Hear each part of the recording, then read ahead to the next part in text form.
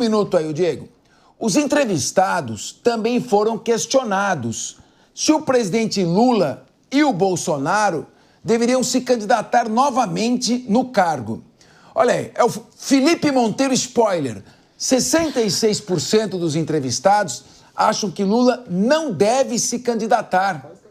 32% acreditam que ele deve tentar a reeleição. A maioria também é contra a candidatura de Bolsonaro. No levantamento, os entrevistados tiveram que responder qual dos dois governos, Lula ou Bolsonaro, causam mais medo em 2026. De quem tem mais medo? 45% dizem ter medinho da volta do ex-presidente. Tem mais medo da volta do Bolsonaro do que do Lula continuar. 40% tem medo do Lula se reeleger no próximo ano. Então, me parece que essa é a eleição, vai ser a eleição do medo. Agora, me diga uma coisa, eu quero o comentário agora do Diego, porque você cutucou, você vai ser o último a falar, porque a gente tem o privilégio de discordar de todos. Agora, meu querido Diego Tavares, sempre com carinho aqui, porque o PP é o turning point aqui, sempre muito bem-vindo. Meu querido Diego Tavares, o Lula está no governo. Esse é o Portanto, ele está indo para reeleição. Uma eleição de presidente é sempre um mandato de 8 anos com plebiscito no meio. Quando você diz 40% não querem que ele volte, é diferente da maioria dizer que não quer o Bolsonaro, porque acha que o Bolsonaro está tão desgastado que não pode ganhar a eleição. Então é melhor colocar um candidato que afaste o risco do Lula de se reeleger. Essa é uma leitura diferente. Os que não querem o Lula é diferente daqueles que não querem Bolsonaro. Não querem Bolsonaro não quer dizer que não gostam. Pode dizer que falam, do jeito que ele está apanhando, é capaz dele não vai derrotar o Lula. Agora, quem está no governo não se reelege, pode ser que eu esteja errado. Vamos ouvir, então, Diego Tavares. Capês. Você tem medinho do Felipe também? Jamais. Basta que nossa audiência cativa aqui do Linha de Frente faça uma análise passada. Quem foi que fugiu pro Morning Show, pro Pânico na TV, pro 3 em 1 e deixou de vir aqui no Linha de Frente por um tempo, justamente fugindo de mim aqui na mesa. Enfim, façam essa análise e vocês verão quem está falando a verdade. Sobre a análise, professor Capês, o PP, ele incorre em um erro que é comum das análises dele, que é identificar o fato e analisá-lo sob o ponto de vista do isolamento, não analisar todo o contexto que ocorre, o background desse cenário. De fato, não dá para você comparar uma disputa entre Lula e Bolsonaro, na qual Bolsonaro era presidente da República e Lula, um opositor recém-saído da prisão, com uma eleição na qual Lula é o detentor da máquina pública e Bolsonaro se encontra inelegível. É um cenário completamente diferente. E aqui eu ressalto, eu concordo até com o PP, que existe também um sentimento de anti-bolsonarismo. As pessoas, de certa forma, parecem estar um pouco cansadas do cenário de polarização política. Mas o fato é que esses números, principalmente com aquilo que o senhor disse, que é o bom resultado de outros candidatos, de candidatos satélites da direita em relação ao presidente da República, demonstra que existe sim, e de forma acho que muito mais latente, novamente, considerando que Lula é o atual presidente da República, um sentimento de anti-lulismo, de antipetismo. A gente tem que considerar isso, principalmente quando a gente analisa esses números desses outros candidatos. E aí tem outra coisa que a gente precisa também trazer para o debate. Bolsonaro não é candidato até então nas próximas eleições, se encontra inelegível. O presidente Lula também já está com idade avançada, não cravou ainda se é candidato ou não, em uma época em que geralmente os pré-candidatos já começam a se articular. A grande diferença é, a direita tem uma série de quadros preparados, de quadros que estão aí já se articulando há algum tempo. Lula não preparou um sucessor até então. Não existe no campo da esquerda um nome que se fale para suceder o presidente Lula. Se ensaiam algumas questões aí em relação ao Haddad, em relação até à primeira-dama, Janja da Silva, mas não se falam em outras candidaturas robustas, PP, no campo da esquerda. Então, eu acho que, novamente, essa pesquisa tem que colocar, sim, muita atenção no atual governo, tem que colocar um ponto de exclamação aí nas ideias do presidente Lula e do seu entorno, porque a coisa não está boa para eles. Felipe, espera... concordando, mas tudo bem. Felipe, espera agora que eu quero ouvir o Rose, aí você já pode fazer a réplica com relação a eles, depois da Ana Beatriz Rios falar também. Ricardo Rose, 66% não querem que um governo que está em andamento, que conta com a simpatia do judiciário, com a simpatia da grande mídia, não volte.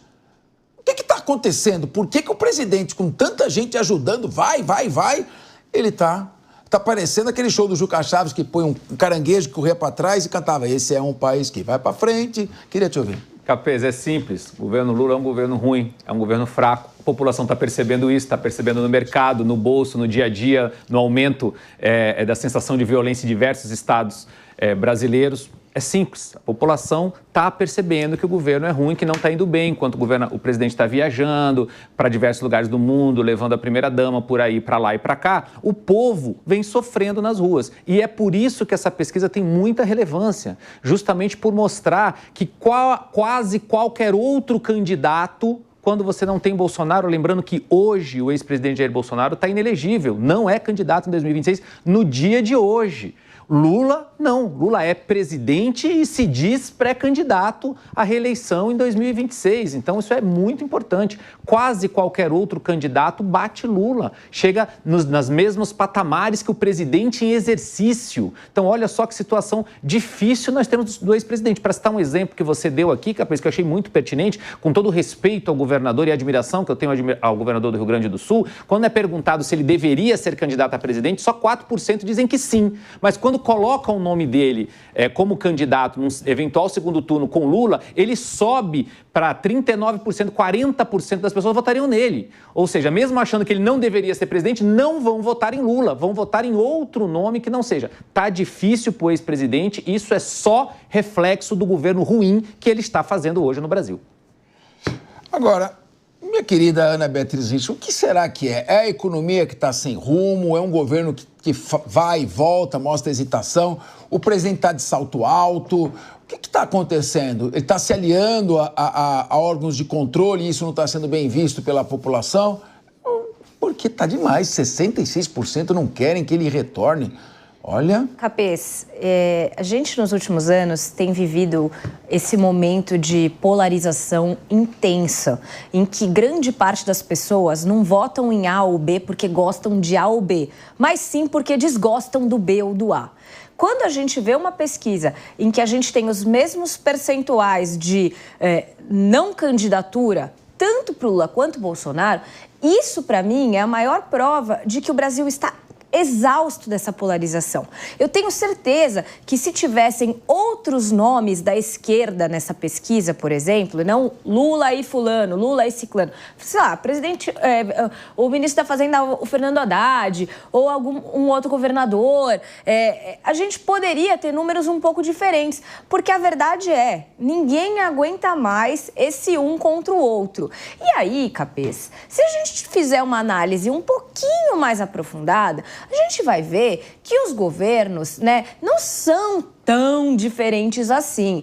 Quando é necessário, não importa lado A ou lado B, eles votam do mesmo jeito, sempre para maiores privilégios, para mais emendas. Então, a gente está num momento que a população ela está cansada. A população não quer nem que o governo continue, mas também não quer que volte o anterior. Todo mundo quer uma coisa nova, uma coisa diferente, uma renovação. E aí eu acho até interessante que a gente comece a pensar em outros nomes, seja porque o ex-presidente Jair Bolsonaro está inelegível, mas também no campo da esquerda, para a gente conseguir avançar para 2026 com eleições renovadas, revigoradas, um pouco mais de fôlego.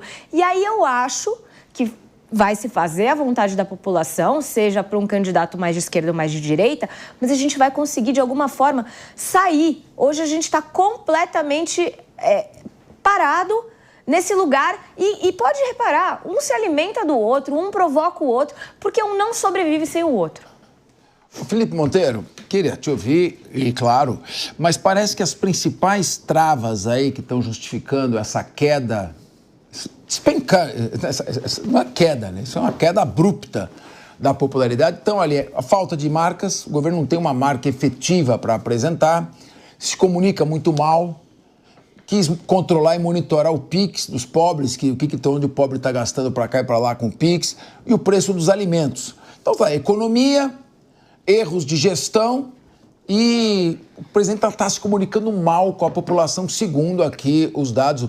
Eu colhi isso no site da CNN. Eu queria saber qual a sua opinião a respeito disso. Por que está caindo tanto, ô Felipe Monteiro? Você que está aqui hoje com a função de brigar com todo mundo. Capês, eu fiquei impressionado como o Diego o Rose faz análise completamente equivocada. A Aninha até que faz uma análise boa, mas os dois aqui do meu lado fazem uma análise completamente equivocada e errada, não é? Você vê que claramente não está vendo a figura como um todo, né? Está vendo só uma partezinha ali que faz sentido criticar o Lula pela crítica, não faz uma análise racional, uma análise da forma como tem que ser feita e chuta completamente uma conclusão absurda, né? Como foi essa. Capês, claro que o governo Lula vai muito ruim, vai muito mal. Desculpa. Claro que calma. Peraí, gente, deixa ele falar. Claro que não dá para defender a economia atual do Brasil, né? Apesar dos números, crescimento econômico, redução de desemprego, estarem batendo recorde comparado com os últimos anos, não é? Mas quando o povo chega no supermercado, sente no bolso que não é bem assim. Então, não retrata para o povo, em geral, esse crescimento econômico e essa diminuição do desemprego. Mas a questão eleitoral não muda em absolutamente nada do que sempre foi. O brasileiro, ele repudia tanto o bolsonarismo, eu nem falo do Bolsonaro, quanto o lulopetismo. Então, quando você pega, por exemplo, os candidatos que a gente falou aqui, Tarcísio, Michele Bolsonaro, Eduardo Bolsonaro, são candidatos que têm ligação com o Bolsonaro. Então, vamos colocar como o bolsonarismo, tá? E vamos colocar o Lula, não como Lula, o Lula como lulopetismo, né? Os dois têm 1/3 do voto da população. E vai ser assim até o final. E as eleições de 2026, se caminhar com esses candidatos e o Lula for candidato à reeleição, o que eu espero que não seja, não é? Mas se o Lula for candidato à reeleição, vai ser uma eleição completamente aberta. Porque a sorte do Lula é que o Lula está no século passado e a direita e a oposição está no milênio passado, né? Ou seja, então os dois estão completamente batendo a cabeça, as duas coisas estão completamente batendo a cabeça. Então, tanto o sentimento anti-Bolsonaro quanto o sentimento anti-Lula está latente nessa pesquisa. Não mudou absolutamente nada quando você pega o resultado das eleições passadas. E não vai mudar absolutamente nada. A gente não tem um candidato, infelizmente, que consegue romper essa bolha da polarização, né? O Brizola tinha uma frase, né, que o povo fica acostando o alambrado atrás de uma alternativa para poder votar e fugir desses poderes estruturais consolidados no Brasil, não é? Mas, infelizmente, o povo está achando alternativa. Aí fica entre essas duas forças, bolsonarismo e lulopetismo. Claro que o bolsonarismo vai ser uma força grande nas eleições do ano que vem. O lulopetismo também vai ser uma força grande nas eleições do ano que vem, porque tem 30% dos votos. E aí tem uma questão que eu sinto inveja da direita. Porque tem nomes. Quando você pega, exatamente, quando você pega, por exemplo, a direita, você vê que tem vários nomes ali, que são nomes que você pode discordar ou não, mas são nomes que têm uma certa relevância. Agora, a esquerda, o único nome que tem é o Lula. Isso é culpa da esquerda, é culpa do Lula também. Por quê? Porque o Lula, infelizmente, sufoca todas as forças de esquerda que surgem. Por quê? Porque o PT ele fica querendo ser hegemônico do lado esquerdo. Então agora, a gente está em umas eleições que não tem outra alternativa para o PT, alternativa para a esquerda. Infelizmente, tomara que surja essa alternativa, né? Espero que Ciro Gomes saia candidato, né? Já colocando aqui uma da minha preferência, né? Não tem alternativa que não seja a reeleição do Lula. Então a gente fica errando nessa mesma tecla porque não tem outra alternativa, por culpa própria do PT, do Lula, que não quer que outra liderança de esquerda surja no Brasil. Muito bem. Diego Tavares, não sei se num ato falho, Felipe Monteiro disse, eu tenho inveja da direita. Então, deve ser de esquerda, porque tem inveja da direita. Eu sou esquerda, todo mundo sabe que sou esquerda. Muito bem. E agora eu queria então perguntar a você, mas o Felipe Monteiro, que é muito preparado, fez um comentário que me parece lúcido e indiscutível. 1/3 é Bolsonaro fanático, não larga Bolsonaro nem a pau. 1/3 é Lula alucinado, é uma seita. E 1/3 querem uma outra opção.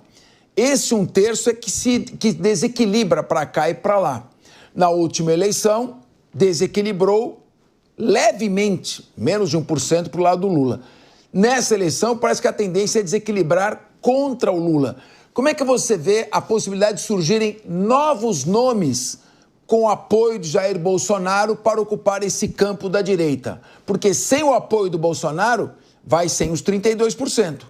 Sem dúvida, Capês, se a gente pegar a própria eleição do presidente Bolsonaro em 2018, não foi uma eleição que ele contou só com o bolsonarismo. Ele conseguiu, naquela oportunidade, aglutinar vários setores da direita brasileira. Aglutinou público lavajatista, trazendo o Sérgio Moro para o seu governo, aglutinou a direita liberal, trazendo o Paulo Guedes, enfim, foi uma grande coalizão que levou o Jair Bolsonaro a ser eleito em 2018. Mas voltando aqui, Capês, no comentário do PP, o PP, ele é até difícil debater com ele nesse ponto, porque ele diz uma coisa e já se contradiz na sequência. Ele diz que a esquerda brasileira está no século passado e a direita no milênio passado. Mas logo depois ele reconhece, olha, a direita preparou alguns nomes, a esquerda não tem nome nenhum. Foi de projeto, Diego. Eu acho que a esquerda a esquerda brasileira é quem, na verdade, está no milênio passado e a direita, considerando Eu vou pedir à produção se pode dividir a tela, porque parece que o Diego chamou pra briga. O Felipe, só espera ele falar, Felipe, pra falar um de cada vez. PP. Mas eu quero essa briga. Me dê, por favor, essa oportunidade de falar, né? Senão eu não consigo debater. Vira um monólogo do Felipe Monteiro aqui no Linha de Frente. Mas esse é um fato, Capês. O PP, ele respondeu à própria crítica que ele fez. A direita está muito à frente da esquerda nesse processo, simplesmente pelo fato de ter preparado alguns nomes, de ter, de fato, na direita, essa divisão ideológica, essa divisão de pensamento que permite que se crie uma frente ampla dentro de um mesmo espectro para contrapor a esquerda nas próximas eleições, ao contrário da esquerda, que, como o PP disse aqui e acertou, tem o PT como o partido hegemônico, que não abre espaço para que outras lideranças surjam. Até ensaia-se alguma coisa. O PP trouxe aqui o Ciro Gomes, que, enfim, não seria uma novidade, né? Já foi derrotado em algumas outras eleições. O PP deixa de citar alguns outros nomes aqui, Guilherme Boulos, o prefeito João Campos, que também são lideranças que estão emergindo, mas nós observamos a todo tempo um esforço institucional do Partido dos Trabalhadores para sufocar essas lideranças. Acho que o Ciro Gomes foi quem sofreu isso na pele de forma mais latente nas eleições anteriores. Mas o fato é que a esquerda está muito avançada, a direita está muito avançada em relação à esquerda, pelo simples fato de ter nomes, o que a esquerda brasileira não tem. Depende agora dá uma parte única e exclusivamente agora da dá uma parte para ele. Lula. Olha que interessante. Dá uma parte agora. Olha que interessante. Quando eu falo que a direita está atrasada em relação à esquerda e a esquerda também está atrasada, eu falo de projeto de país. Quando o Diego coloca que eu falei que a esquerda está menos atrasada que a direita, mas a direita tem mais nome que a esquerda, ele comete um erro, que eu acho que é o erro do Brasil, erro da direita. Ficar no personalismo. O atraso da nossa política está exatamente no personalismo. Diego, eu estou falando de projeto de país. Estou falando que os dois lados não têm projeto de país, nem a esquerda e nem a direita. Mas a direita, por ter grande quantidade de pessoas que poderia ter uma atitude mais propositiva, não apresentou qual é o projeto da direita para o Brasil. Então, quando eu falo que a gente está atrasada, é nesse sentido. E você pega o personalismo, que é um dos problemas da nossa política. Você retrata, Diego, sabe o quê? O atraso da direita. Você retrata o atraso da política, infelizmente. Porque você pegou o personalismo, nome de candidato, como se fosse algo engrandecedor. Não é. Eu queria que tivesse um candidato da direita bom com projeto de país. Seria muito melhor que tivesse centenas de candidatos da direita. Sai do personalismo, Diego.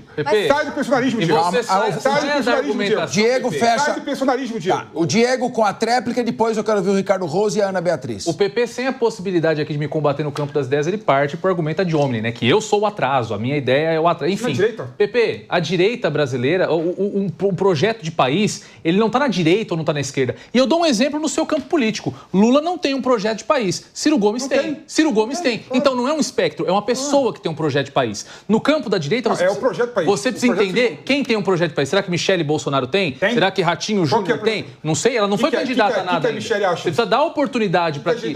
Ao contrário da esquerda, a direita dá oportunidade para que outros nomes se lancem pré-candidatos para que apresentem o seu projeto de país. Vamos ouvir, o projeto de país é da pessoa. Vamos ouvir o Ricardo Rose.